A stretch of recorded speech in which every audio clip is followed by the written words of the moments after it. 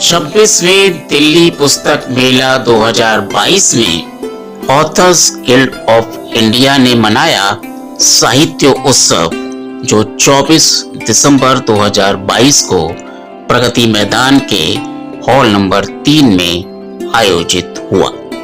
इस कार्यक्रम में पुस्तकों का लोकार्पण, परिचर्चा और कवि गोष्ठी का आयोजन किया गया।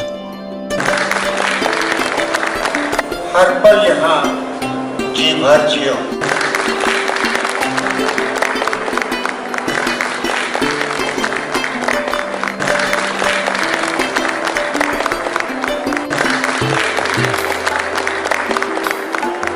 परिचर्चा का विषय था भारतीय स्वतंत्रता संग्राम में लेखकों की भूमिका। परिचर्चा का शुभारंभ करते हुए ऑथर्स गिल्ड ऑफ इंडिया के महासचिव डॉक्टर एस अवस्थी ने बताया, फ्रांस की क्रांति की बात हम लोग करते हैं, वोल्टेयर, लॉक, रूसो जैसे लोग आ जाते हैं। रूस की क्रांति की बात करते हैं तो हम लोग गोर्की को याद करते हैं।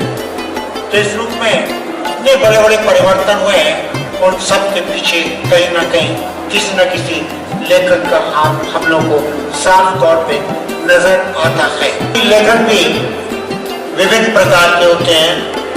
कोई कविता लिखता है, कोई कहानी लिखता है, कोई निबंध लिखता है, कोई टेक्स्ट बुक लिखता है।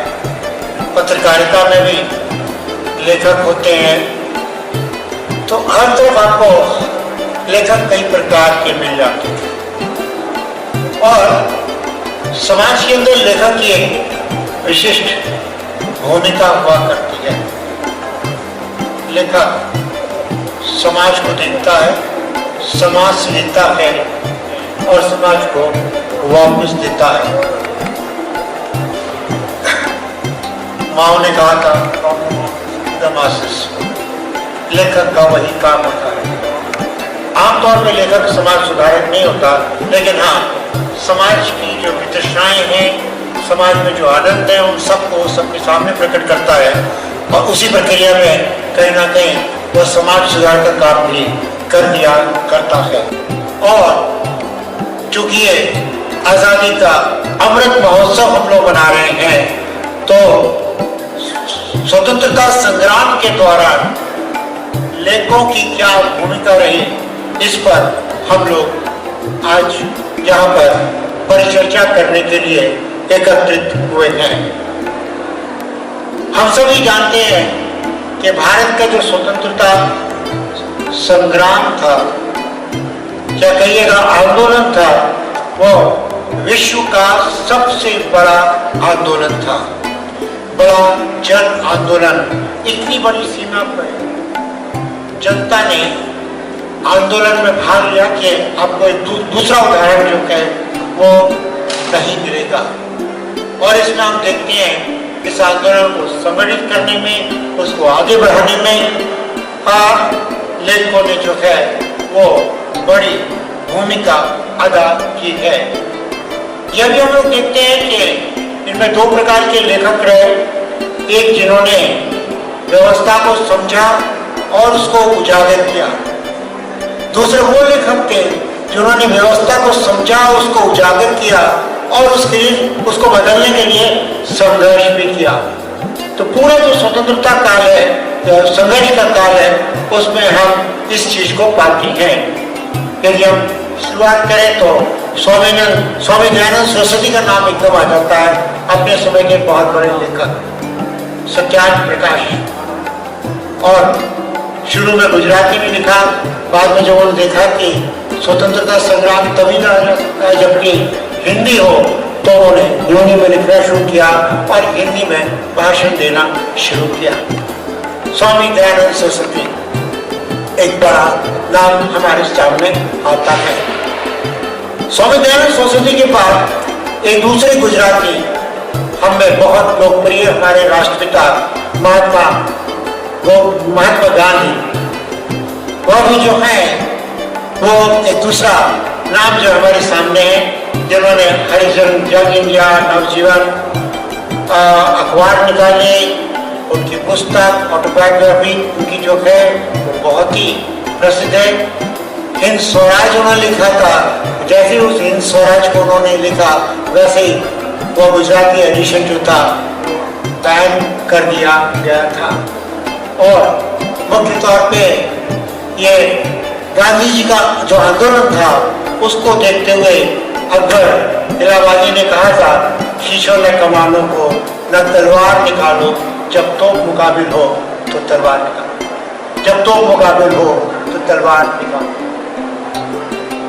जब गांधी हिंद स्वराज प्रकाशित कर रहे थे, उनके पुस्तक आई थी, तो उन्हीं दिनों एक और बड़ी पुस्तक आई थी, वो थी वीर सावरकर की इंडियन वॉर ऑफ इंडिपेंडेंस 1857। यह पुस्तक बड़े शोध का परिणाम थी। सावरकर ने इस पर शोध किया था, क्योंकि इसके पहले ये कहा जाता था कि 1857 में जो कुछ हुआ था वो मुख्य तौर पे गदर था, सैनिक विद्रोह था। सावरकर ने पूरा शोध किया और यह सिद्ध किया कि यह मुख्य तौर पे पहला स्वतंत्रता संग्राम था जिसमें देश की जनता ने भी भाग लिया। ये दूसरा बड़ा नाम है।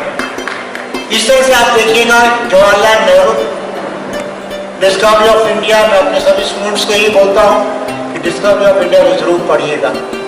भारत की असली तस्वीर आपको इस पुस्तक में मिलेगी। पिता के पत्र, पुत्री के नाम, उसमें उन्होंने फिर से पूरे विश्व के बारे में अपनी पुत्री को जो है वो जानकारी दी है और उस माध्यम से हम लोग भी जो है बहुत सारी जानकारियां प्राप्त करते रहे हैं।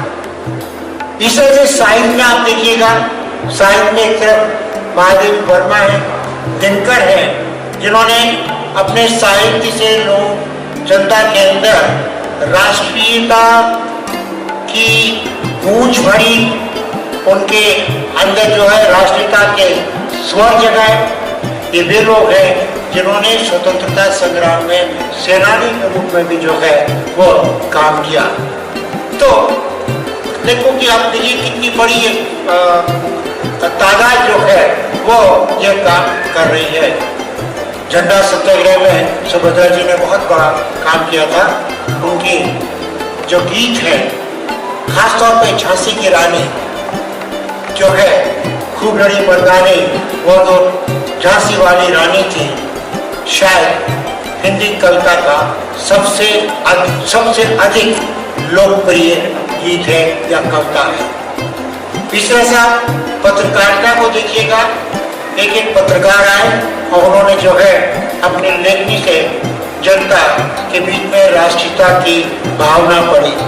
मैं ज्यादा नहीं बोलूंगा, केवल एक स्वराज का उदाहरण दूंगा। 1908 में ये प्रकाशित हुआ था और शांति नारायण भटनागर ने इसको प्रकाशित किया था। मतलब ये संपादक थे इसके। अपनी जमीन जायदाद बेचकर ये पत्र उन्होंने शुरू किया।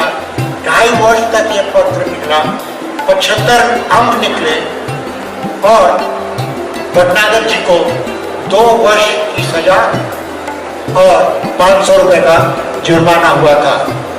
उसके बाद जितने संपादक आए वो 8 संपादक थे। इन 8 संपादकों को कुल मिला के 125 साल की सजा जो है वो हुई थी। यानी कि अंग्रेज सरकार जो थी वो इतना अधिक घबरा गई थी। और ये 1908 की बात है। जब कोई संपादक गिरफ्तार होता था तो विज्ञापन आता था कि एक संपादक चाहिए, वेतन 2 सूखे टिक्कर, 2 सूखी रोटी, 1 गिलास ठंडा पानी, हर संपादकीय लिखने पर 10 वर्ष काले पानी की सजा। तो यानी कि आप देखिएगा, मैं बहुत समय नहीं लूंगा कि लेखक जो हैं वो हर तरफ छाए हुए हैं। और आज जो है हम अपने सदस्यों से और अपने वक्ताओं से, अपने अतिथियों से उनके विचार जो है कि भारतीय स्वतंत्रता संग्राम में लेखकों की भूमिका वो किस रूप में देखते हैं, उसको हम समझने की कोशिश करेंगे। आदरणीय मंच और सभागार में उपस्थित सभी अतिथिगण, अतिथि इसलिए कि अतिथि वो होता है जो बिना तिथि के आता है, और आप सब लोगों को तिथि के साथ बुलाया गया है, इसलिए मैंने आपके सम्मान में अतिथि सतिथि शब्द इस्तेमाल किया। गुलामी का भयावह अंधकार हम भारतीयों के लिए एक बड़ी समस्या थी। सभी वर्गों ने उसमें भाग लिया, युवा हों, बुजुर्ग हों, महिलाएं हों, बच्चे हों, बच्चों के भी नाम आते हैं। लेकिन इसके साथ साथ एक ऐसा वर्ग था जिसने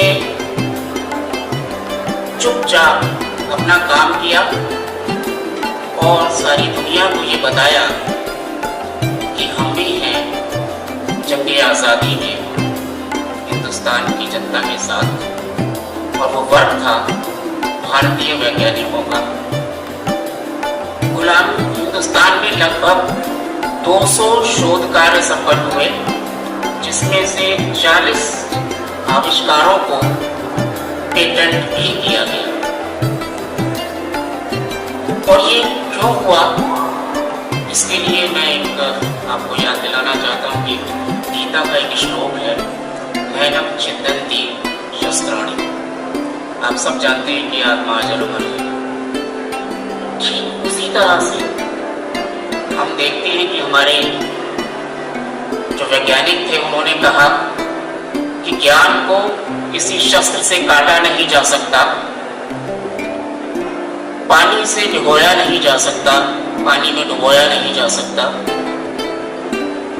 हवा से सुखाया नहीं जा सकता, हवा उसको बहाकर नहीं ले जा सकती। और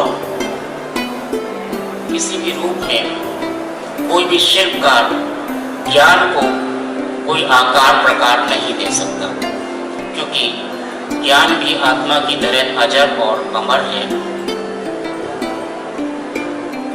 तो हम देखते हैं कि हमारे वैज्ञानिकों ने ज्ञान को जिस तरह से गीता के श्लोक के साथ जोड़कर देखा,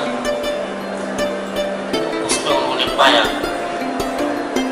कि ज्ञान अजर अमर है और ज्ञान बांटने से बढ़ता है, कम नहीं होता। आबाजी भिसे जी का, जिन्होंने बहुत ही किशोर अवस्था में बहुत सारे शोध कार्य किए, आर्थिक रूप से बहुत ज्यादा संपन्न नहीं थे वो, और उन्होंने जो सबसे बड़ा आविष्कार किया वो था भिसे टाइप, जिसकी वजह से पत्रकारिता में, प्रिंटिंग में एक बहुत बड़ी क्रांति दुनिया में देखने को मिलती है।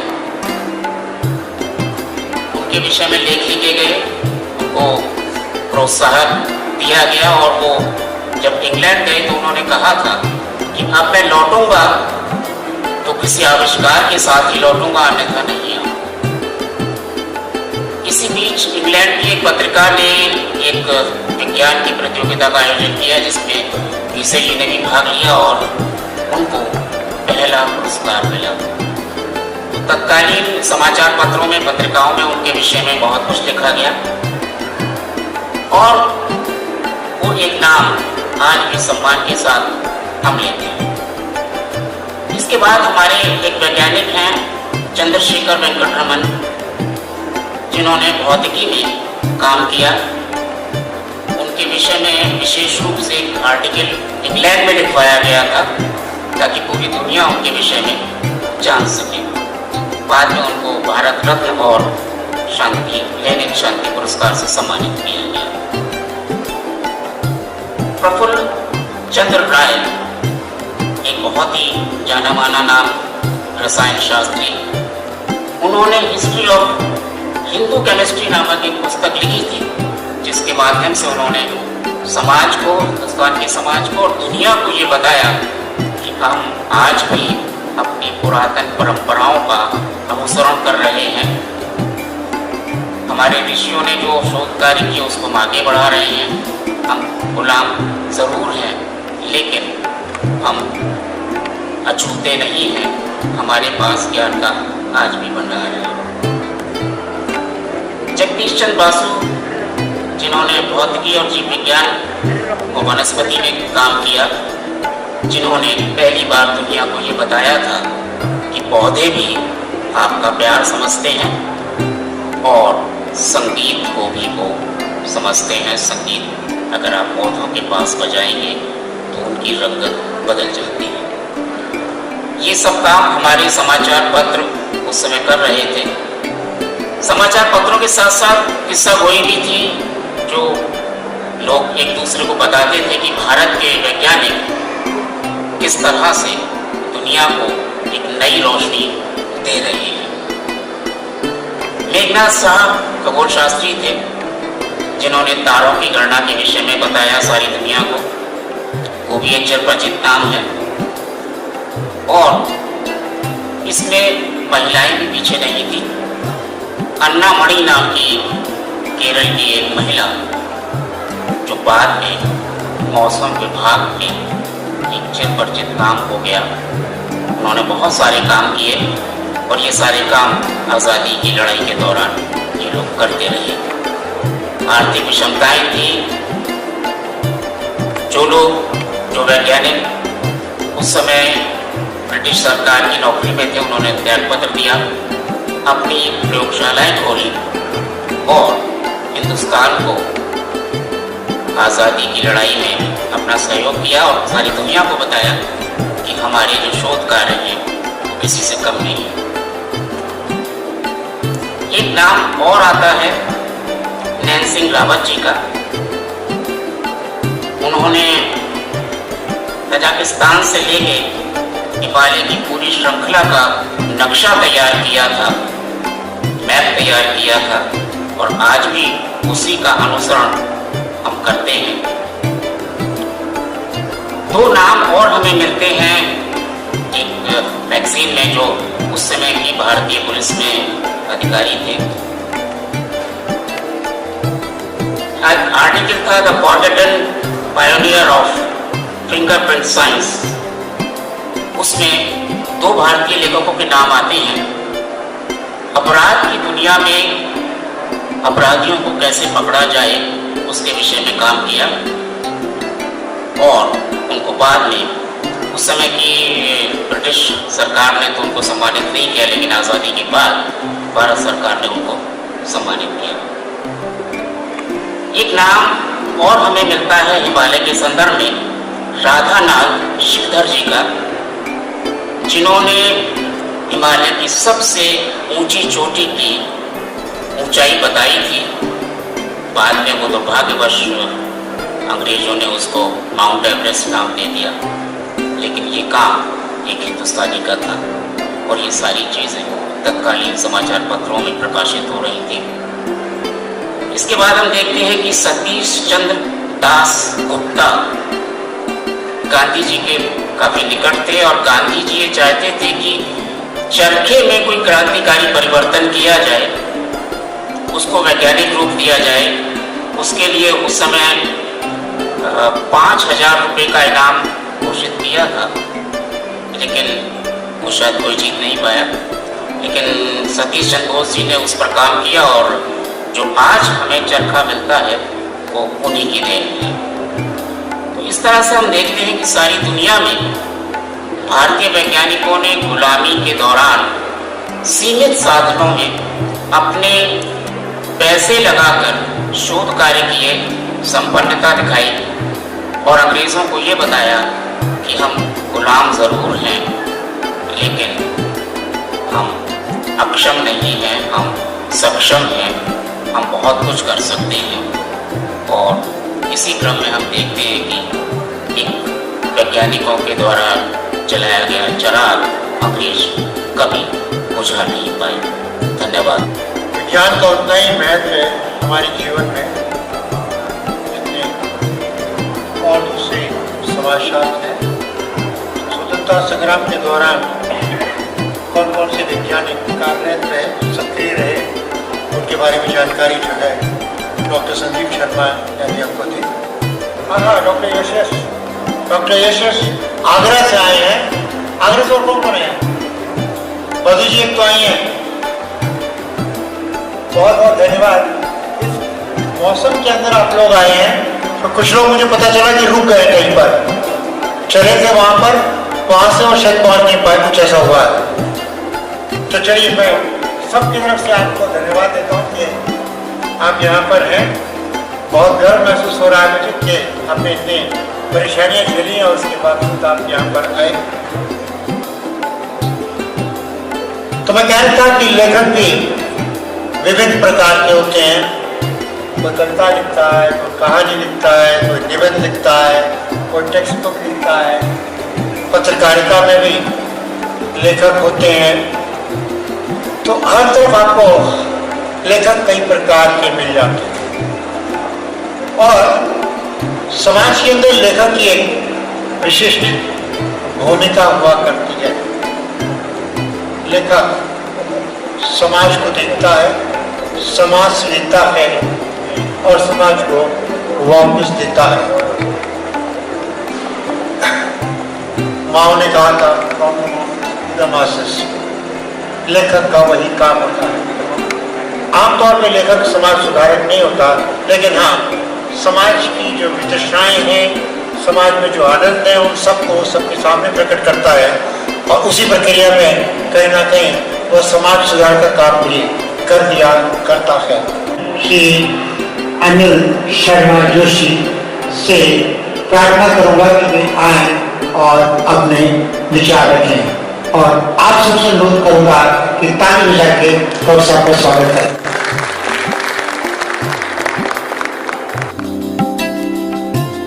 आज की सभा के माननीय अध्यक्ष और जिनका मार्गदर्शन मुझे पिछले 4 दशकों से मिलता रहा है, ऐसे आदरणीय श्याम सिंह शशि जी, दिल्ली में भाषाई और साहित्यिक विचार अभियान और दृष्टि को निरंतर मार्गदर्शन कर रहे डॉक्टर जीता जी, आज की सभा के आयोजक अवस्थी जी, मेरे सामने बैठे हुए बहुत महत्वपूर्ण विद्वान की बहुत सारे पुस्तकों का हमने हुआ। 500 साहित्य की साधना में मैं एक बार आप सभी से कहूँगा कि जितनी भी पुस्तकों का लोकार्पण हुआ है, उन सभी लेखकों के लिए एक बार जोरदार तालियां बजाएं। मैं कहते हैं संस्थान में उपाध्यक्ष के रूप में मेरे पास दायित्व है, तो इसलिए मधु जी की पुस्तक जो है आगरा की सुंदर विरासत में परसों ही आगरा में था, तो मुझे देखने का भी मौका मिला और बहुत महत्वपूर्ण सेवा की है कि जैसे मैंने उस पुस्तक को देखा तो मैंने भगत सिंह का नाम देखा, भगत सिंह और आगरा तो बात समझ नहीं आई। तो मैंने उसको देखा तो पता चला कि भगत सिंह ने जो उसको अपना और 500 सीनियर्स कहते हैं, उसकी सारी तैयारी आगरा में की। तो वो स्थान है जहाँ पर भगत सिंह बम चलाने का प्रयास है, ये उन्होंने बताया। महत्वपूर्ण तथ्य हम सब लोगों के सामने लेकर आए हैं और बाकी सभी जो लेखक हैं उन्होंने भी बहुत मेहनत की है, तो मैं पुनः सबको बधाई देता हूँ। जो आज का विषय है वो बहुत महत्वपूर्ण विषय है, स्वतंत्रता आंदोलन में लेखकों का योगदान। तो ऐसा होता है कि बहुत सारे लोगों का योगदान हो रहा था और फिर कुछ लेखकों ने भी अपना योगदान किया। और बात कीजिए, भारतीय लेखन का जो इतिहास हमें बताया गया है वो यही है, जिसमें बहुत सारे लोगों ने काम किया और उसमें लेखकों ने भी अपनी तरफ से योगदान किया। और सच्चाई ये है कि ये सच्चाई नहीं है। मैं कई बार ये सोचता हूँ कि हिंदुस्तान का अगर पिछले 1000 वर्षों का इतिहास उठाया जाए तो आप ये कहेंगे कि वर्ष 1900 से लेकर 1947 तक का जो इतिहास है, ऐसा इस देश में इतनी बड़ी करवट इस देश में कभी नहीं। चाहे वो किसान था, चाहे वो मजदूर था, चाहे वो दलित था। आप में से कितने लोगों को पता होगा कि जिस समय भगत सिंह ने बम फेंका था पार्लियामेंट में, उस समय मजदूरों को लेकर एक बिल पेश किया जा रहा था। कोई स्वतंत्रता संग्राम पर कोई बिल नहीं था। महात्मा गांधी के सारे आंदोलन हम देखते हैं कि 1915 के बाद वो भारत में आते हैं और लगातार पूरा देश एक तरीके से वो जागरूक करते हैं। तो ऐसा लगता है कि ये जो हम बात कर रहे हैं लेखन की या साहित्य की या इसकी भूमिका की, इसका पुनर्विचार करें तो हम अपने कवियों का क्या मूल्यांकन कर रहे हैं।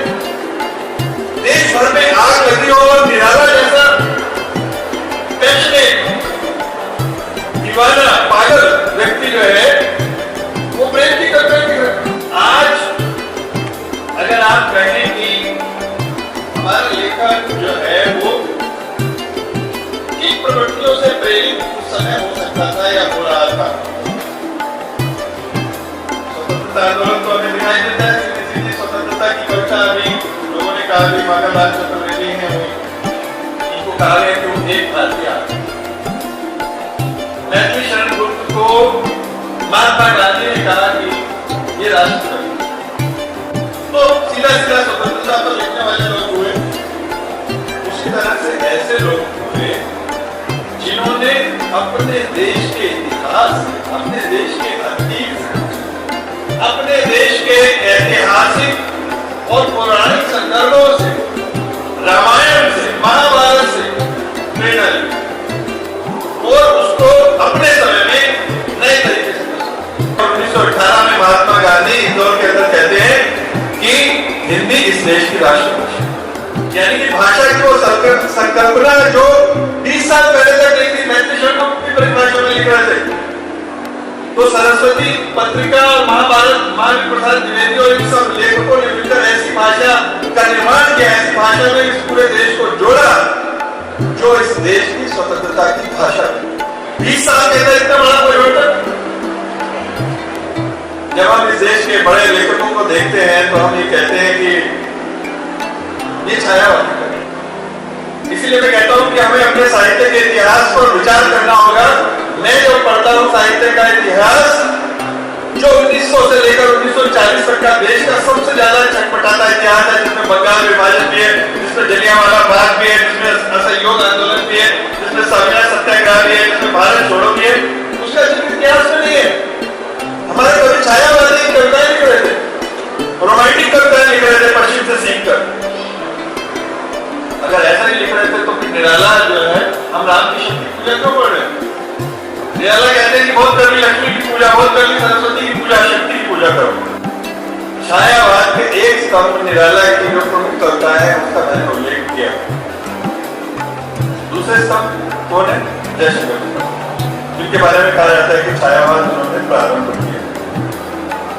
जयशंकर प्रसाद ने भी कहा था कि जब हम अपने पुनर्जागरण का काल आता है तो हम अपने इतिहास, अपने अतीत को पकड़ते हैं, अपने रिश्तों को पकड़ते हैं, उनको उनकी पुनर्व्याख्या करते हैं। हम दोबारा से मनु या श्रद्धा लेकर एक सृष्टि का क्या प्रारंभ हुआ और कैसे ये हम कहां थे और कहां चले गए उसके ऊपर विचार करता है।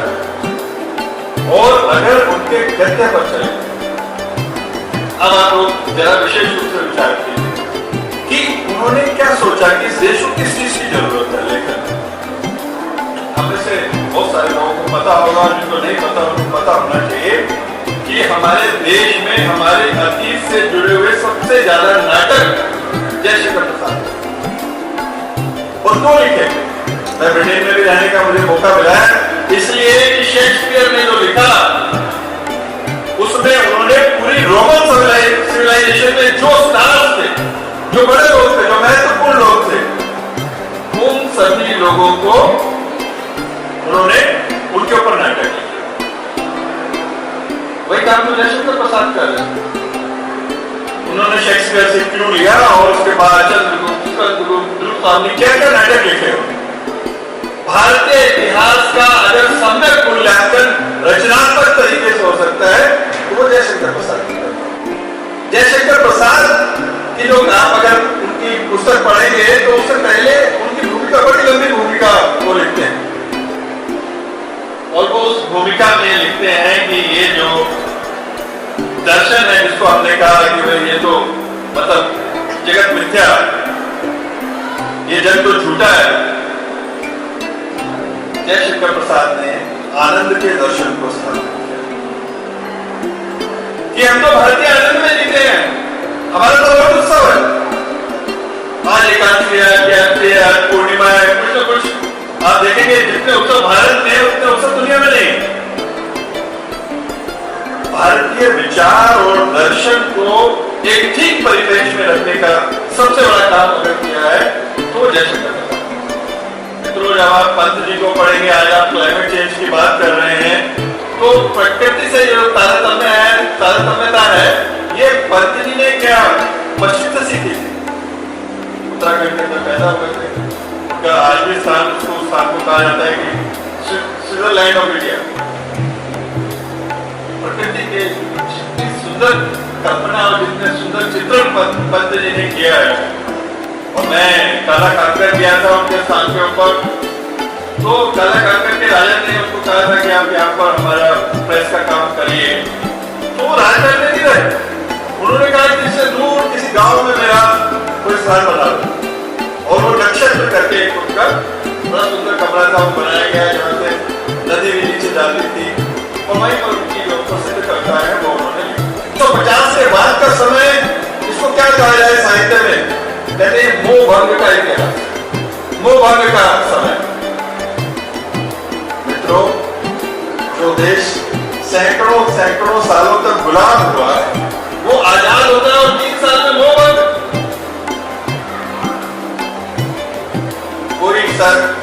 कोई बात उसको स्थापित नहीं करती, परंतु ये जो हमारे दिमाग में ये जो साहित्य का इतिहास लिखा गया, ये जो साहित्य का वर्गीकरण किया गया, ये जो साहित्य की व्याख्या की गई, उसमें मैं समझता हूँ कि जो स्वतंत्र चेतना वाली कविता, स्वतंत्र चेतना वाला लेखक,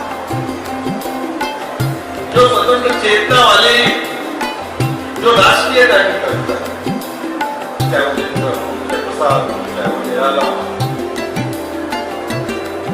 ऐसे शब्द हो, क्या प्रसाद नहीं हो, माखनलाल चतुर्वेदी। एक कॉलेज में मैं बोला था, तो मैंने कहा कि आपसे अगर किसी से कहा जाए कि बहुत अच्छी कविता सुनाओ राष्ट्रीयता हो, इसमें देश को क्या, आप कहेंगे 4 दिन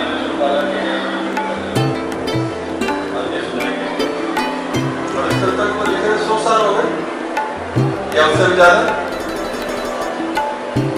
तो क्या उसके बाद कवि होने बंद हो गए? क्या कवियों की प्रतिभा या ये विषय उनके पास नहीं था? कवियों, आप राष्ट्रीयता पर कविता लिख दीजिए, वो कविता दाएं तरफ रखती जाएगी, ठीक है, और वो बताओ, अच्छा आगे बताओ।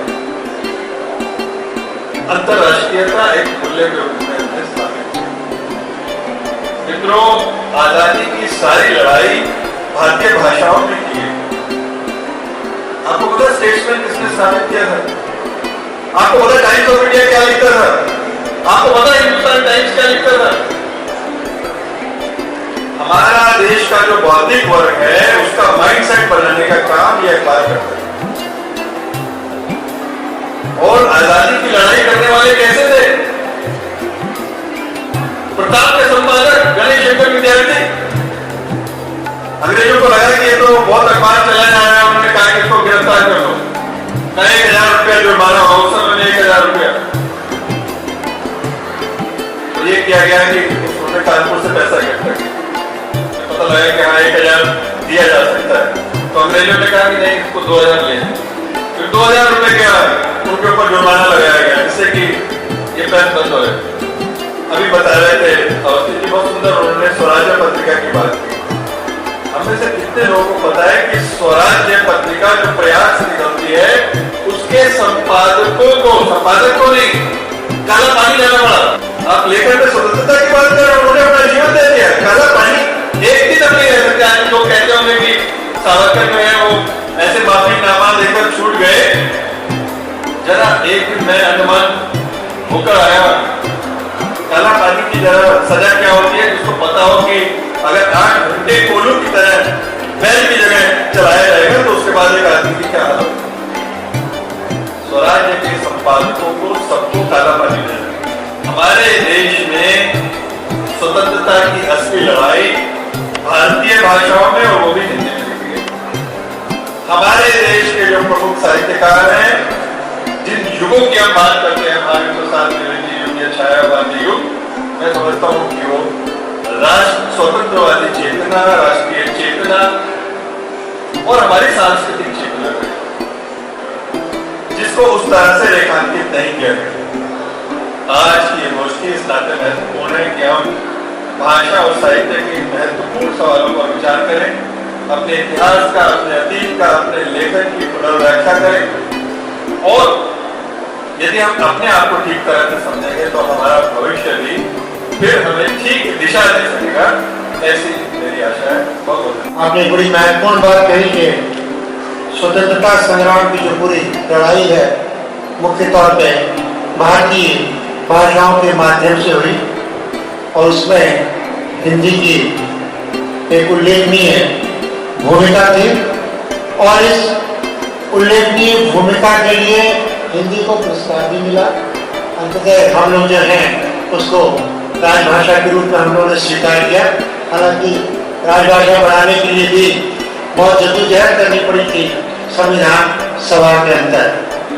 हिंदी स्वतंत्रता संग्राम के माध्यम की संघर्ष की, और इसी तरह से आज जो है वह पूरे देश में बहुत ज्यादा विकसित हो गई है, उसका प्रचार बहुत हुआ है, और शायद एक समय आएगा जबकि हिंदी जो है वास्तव में राजभाषा की जगह राष्ट्रभाषा बन जाएगी।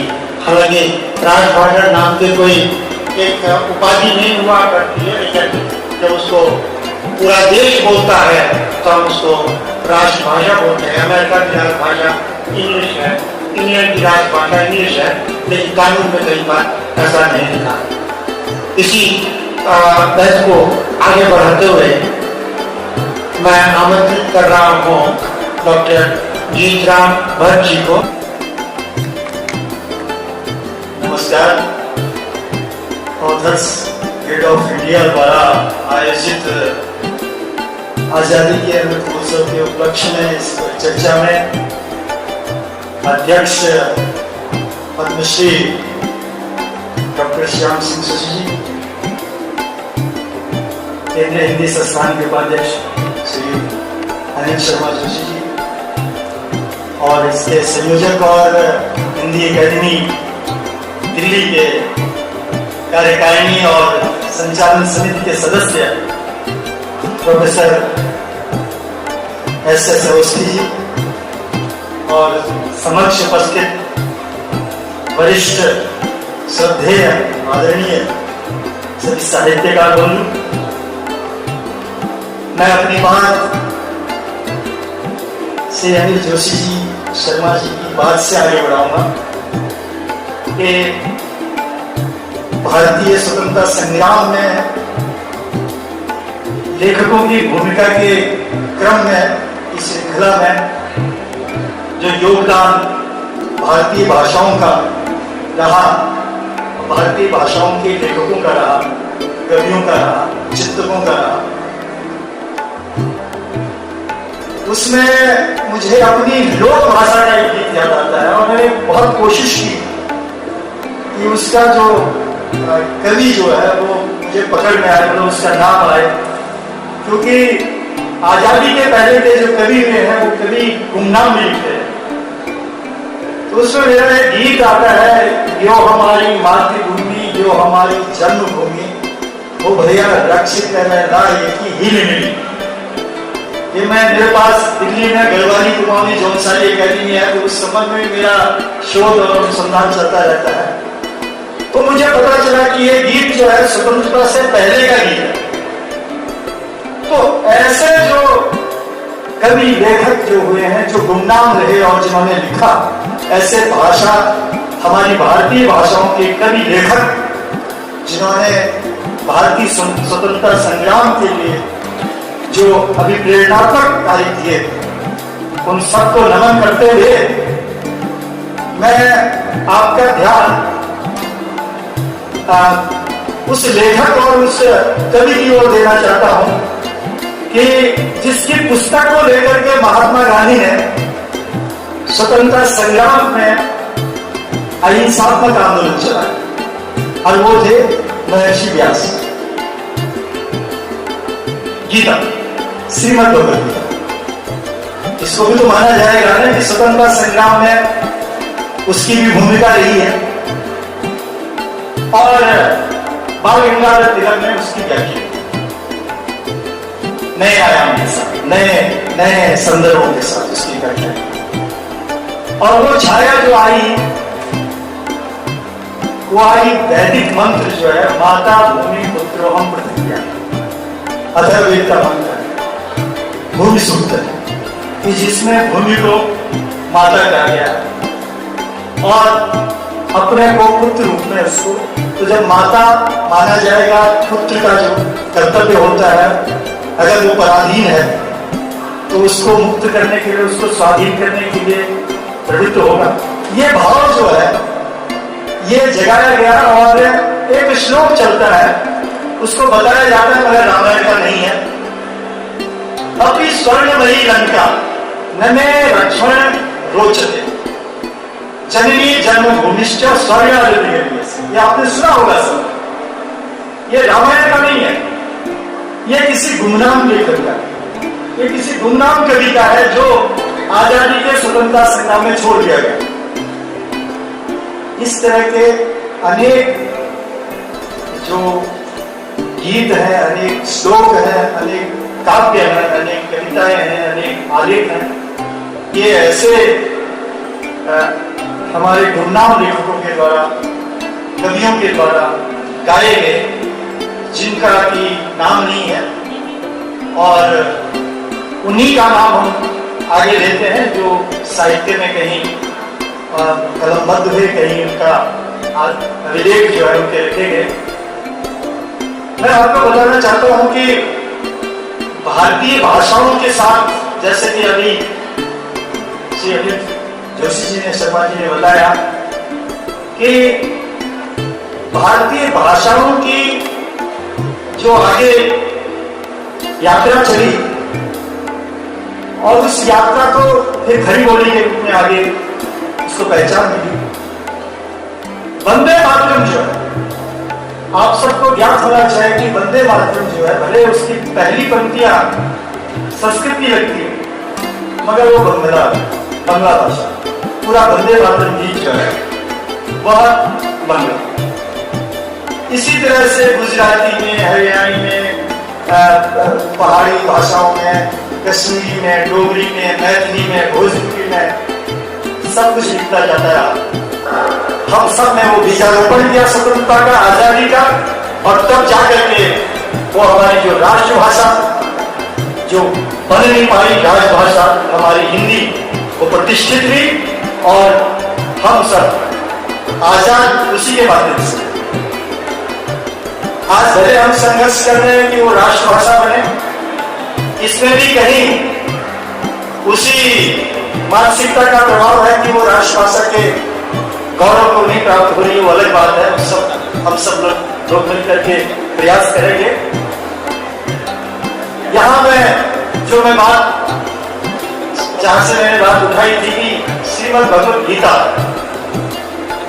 की जो छाया उस लेखन पे भी पड़ी, राष्ट्रभक्ति के, देशभक्ति के ऊपर, और आंदोलन में भी पड़ी, अहिंसात्मक जो आंदोलन चला, और धर्म युद्ध को, अधिकार को परिभाषित करने में पड़ी। जिस धर्म युद्ध को भारत के पराधीनता का कारण माना जाता है, वही धर्म युद्ध भगवत गीता है। आपको ज्ञात होना चाहिए कि भारत पराधीन इसलिए हुआ कि भारत के लोग, भारत के राजा धर्म युद्ध लड़ते थे।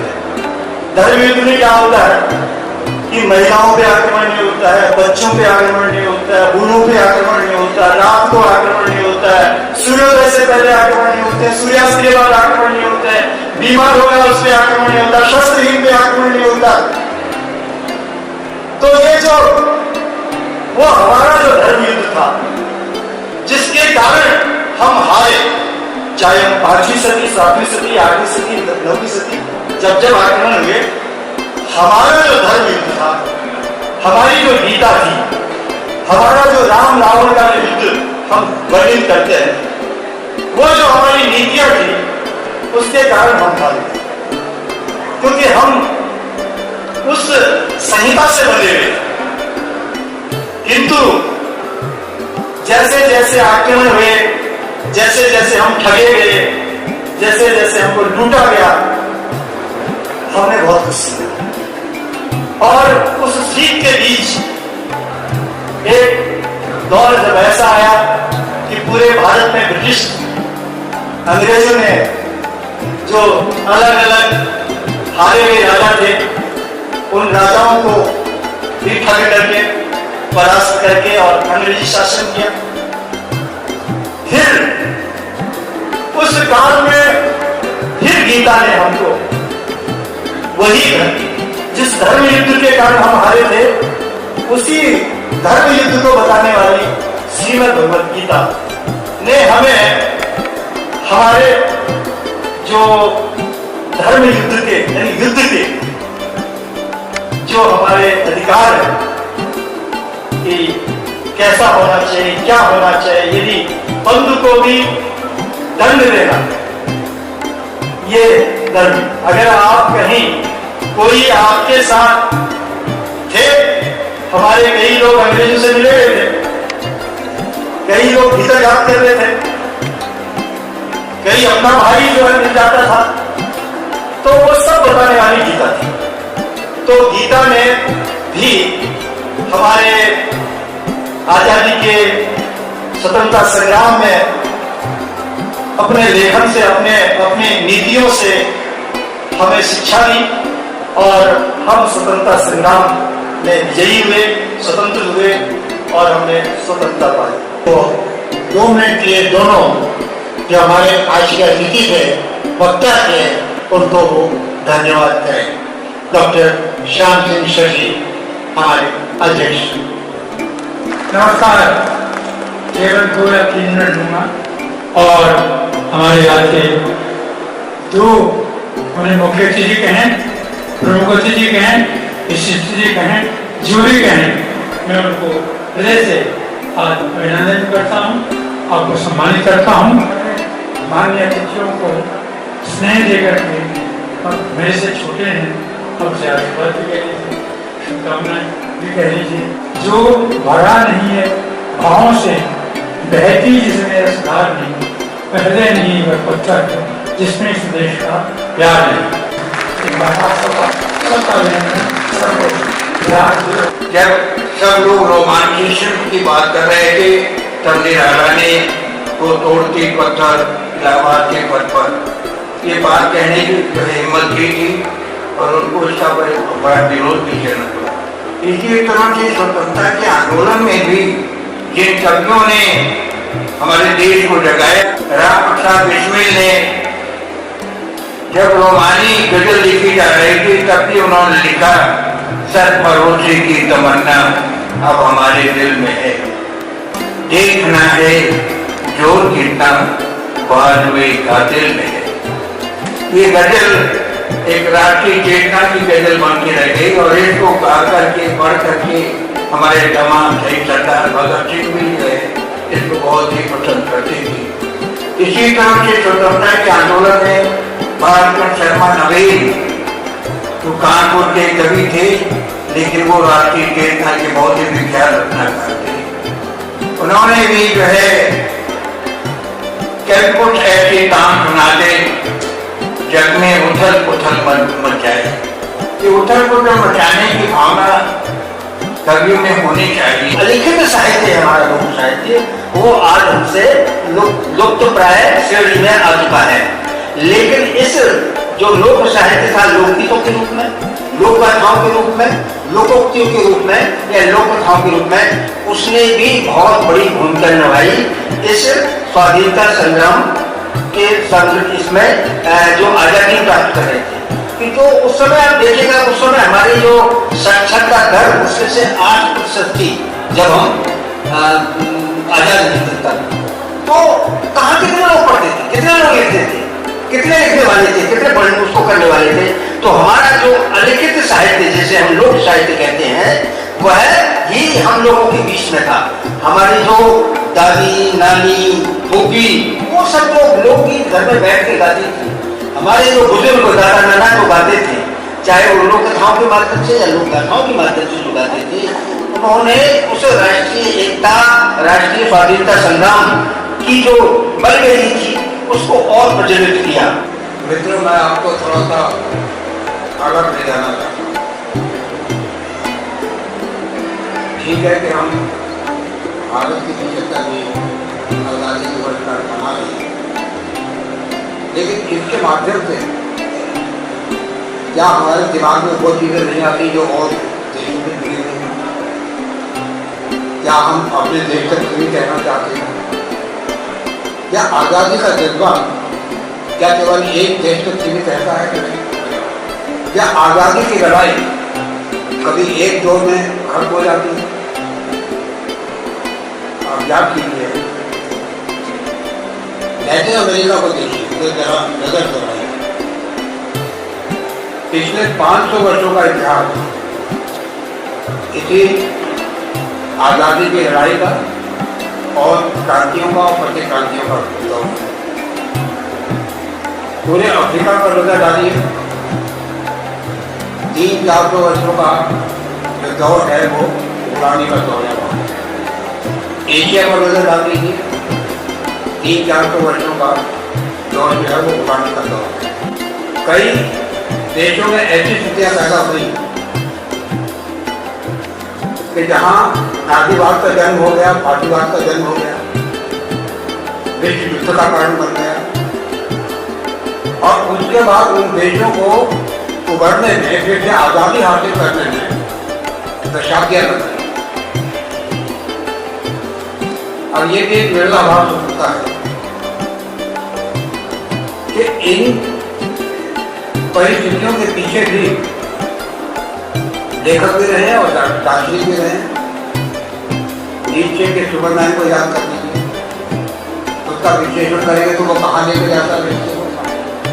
वो फाशीवाद की तरफ ले जाता है, एक ऐसी केंद्रीय सत्ता की तरफ ले जाता है जो आत्माई सत्ता हो जाती है, फिर उसके लिए उससे आज़ादी की मांग होती है। भाषा और संस्कृति दोनों का ऐसा पूरक संबंध है, यानी culture is the sum total of human behaviour. यह हमारे लिए सम्मान की बात है कि IGNOU, Indira Gandhi national open university के vice chancellor professor Nageshwar Rao हमारे साथ हैं। प्रोफेसर नागेश्वर राव बहुत ही विद्वान व्यक्ति, वो पहले उत्तराखंड में वाइस चांसलर थे, राष्ट्रीय टंडन ओपन यूनिवर्सिटी उसमें अब चांसलर थे। फिर आपने आगरा में केंद्रीय हिंदी संस्थान जिनके उपाध्यक्ष हमारे साथ थे आए, उसके भी ये एडिशनल चार्ज इनके पास रहा है। आप प्रोफेसर रहे हैं JNU में, faculty bachelor of studies Vikram विश्वविद्यालय उज्जैन में आपने 13 वर्ष काटे। He has been fellow of learning Canada, Scotland, और फिर खास बात 2018 में इन्हें नेहरू लिटरेसी अवार्ड से सम्मानित किया गया था। ये हम लोगों के लिए सम्मान की बात है। अपने लोगों के बीच में आकर के बहुत अच्छा लगता है, क्योंकि मैं भी एक लेखक रहा हूँ और लिखता अभी भी रहता हूँ। इग्नू, जैसा कि आप जानते हैं, जन का विश्वविद्यालय 35 लाख वर्तमान में बच्चे हैं और 38 लाख बच्चे पास आउट हो चुके हैं। बच्चे क्या, पूरी दुनिया है।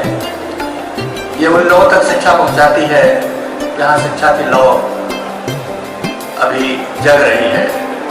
उच्च शिक्षा में लगभग सभी विषयों पर इंदिरा गांधी राष्ट्रीय मुक्त विश्वविद्यालय कार्य कर रहा है।